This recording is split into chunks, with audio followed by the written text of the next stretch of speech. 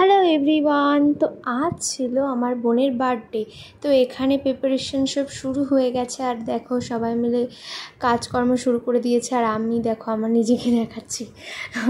তো তারপর এখান থেকে আমরা বেরিয়ে গেলাম কেক আনার জন্য, আমি বোন আর ও মিলে।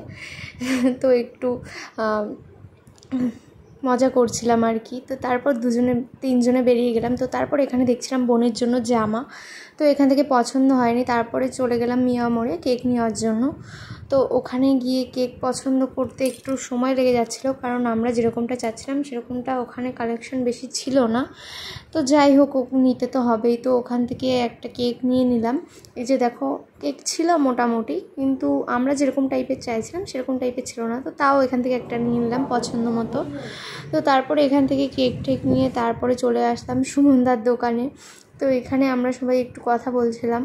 তো বার্থডের কিছু জিনিস নেওয়ার ছিল, তো সেগুলো নিয়ে নিলাম। তো তারপরে এখানে দেখো বোনের জন্য জামা কিনতে এসেছিলাম, আমাদের বাজারেই দোকান।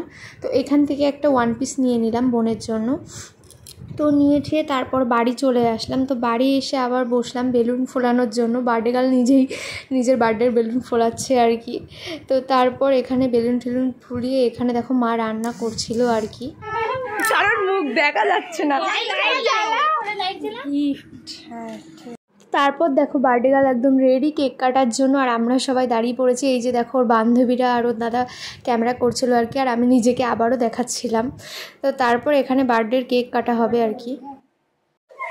Happy birthday to you, happy birthday